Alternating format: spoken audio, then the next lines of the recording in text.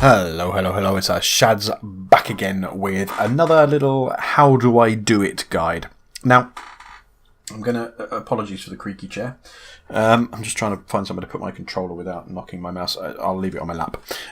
Right, okay, so a little while ago I did a little test stream, or not a test stream, a test recording of the Xbox One to Windows 10 PC.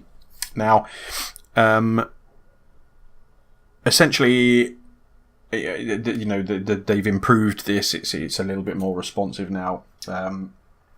So a lot of people, when they record Xbox One gameplay footage, what they do is they use what's called a capture card, either which is an internal capture card in a PC, and they record through this capture card to their PC, or they use an external capture device, such as an AVerMedia capture device or a Hauppauge or something like that, which is a little sort of box thing that the USB thing plugs into the machine, and essentially the video data goes from the back of the Xbox into this, and then there's a pass through that goes to another monitor or to a screen, and the data that's recorded goes to your PC via a USB. Now, the USB ones, so far, I don't know that there are any USB 3. So the amount of data, if you're trying to capture 1080p, there's a lot of data going through there, and a USB 2 port is just not fast enough to handle that kind of data. It's ridiculous. I don't know why they do. I suppose at the time there was no sort of technology to be able to go any faster than that, but FireWire would have been far better, but then maybe less accessible. I don't know. Anyway, I used to have one, and I used to do a lot of my previous videos for Xbox. I know the Skyrim on Xbox and all that sort of stuff. Again, that was done using a Hauppauge capture card. Now, the quality isn't bad, but I did find as time went on, further updates and so on, the quality got worse and worse, and to the point where I couldn't really record anymore, and I just kind of gave up on it.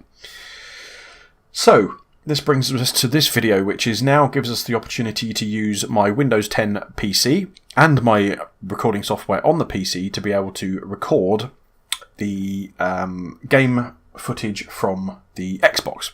Now, there are two issues with this. First of all, if you just do it, if you've only got one monitor and you follow what I do shortly, what you'll find is there's a tiny weeny bit of lag between what you see on the screen and what the Xbox is actually showing. So that can cause, especially in shooters and stuff like that, it can cause a little bit of problem because there is just that little bit of lag. It's just milliseconds, but it is noticeable.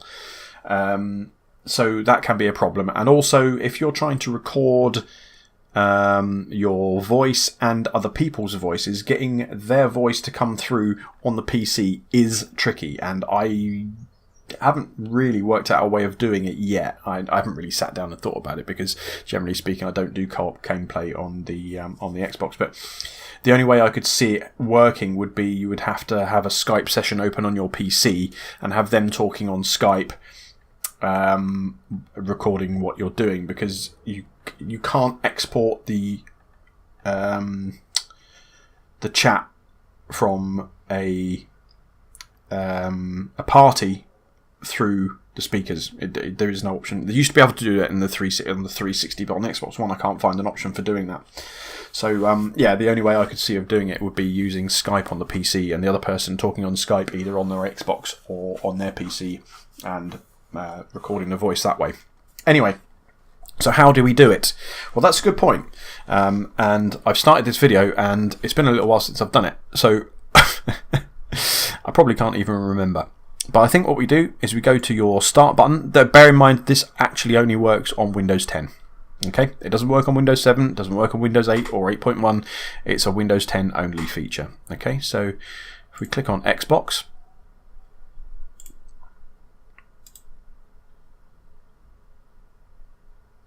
and that's opened on my other screen, which is a bit annoying.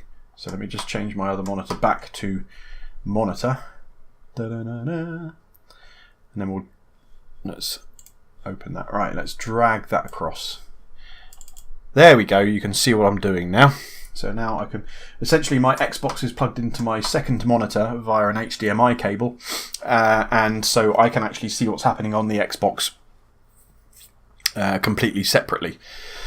So this is the Xbox app on Windows 10.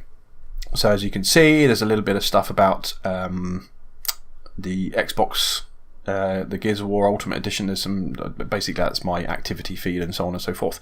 So over here, you've got various options. You've got Game DVR, you've got the Home, you've got My Games and all that kind of stuff, and the Xbox Store and all that. And the Game DVR, da-na-na-na. So if you can record stuff to that, that's not a problem. All right. So I'm just trying to remember now. There we go. So connect. So I've already set my device up, but essentially what it'll do is it'll ask you, is your Xbox, you enter your console's IP address, which you can find from the console in the settings. My Xbox One is already connected, so I can hit that and connect to it. And because my Xbox is wired and in the same room and through a switch, it's directly connected. You have to have your controller, by the way, which I actually need to do now because I forgot, doesn't actually plug into your Xbox. This is the confusing thing. You plug it. There you go. It has to be plugged into your PC. Now this, again, you do get a little bit of lag, but it is what it is. So controller, there we go. Da-na-na-na-na-na. Sorted. Okay. So A. Up, down, left, right. Boop. Da-da-da-da-da. Okay. We don't have remote control. Volume. To use the volume buttons, you need to set up TV device. Oh, right, really? Well, that's... how interesting. Okay, so we've got it set up. We can test some streaming, or there's more. So we can disconnect, we can connect automatically, we can turn it off, we can forget the console. But we want to stream. So what we're doing is we're streaming my Xbox directly to my PC. And there we are. You're now seeing exactly what is on my hub. There we are, you see. Quality-wise, it's not 1080p. Which, you know, at the end of the day, what do you expect? It's not directly connected via an HDMI cable to my machine. I may consider getting an internal a capture card for the future, but if you don't want to buy any additional hardware, this is the way to do it. And it's the cheapest way of doing it. So what I'm going to do is I'm just going to quickly play... Ooh, I don't know what... I'm not sure what's going to be the quickest to play. I think we're going to play a bit of Gears of War Ultimate Edition.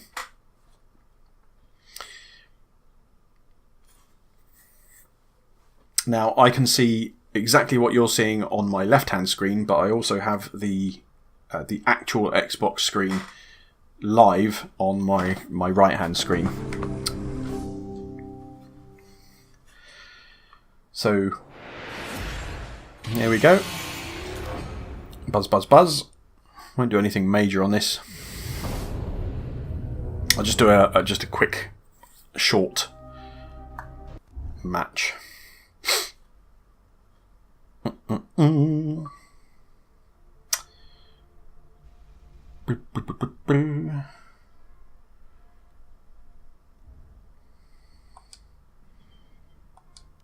No, I don't want to do campaign. I want to do versus. Xbox Live. Social. TDM. Actually, no.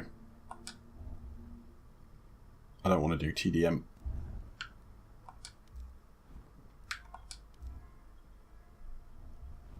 I'll do a social match and I'll do Blitz. Probably won't play a whole game. That's even if I can...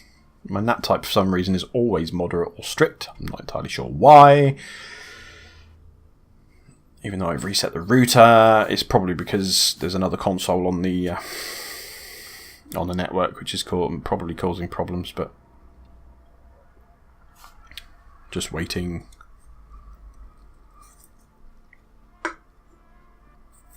Here we go.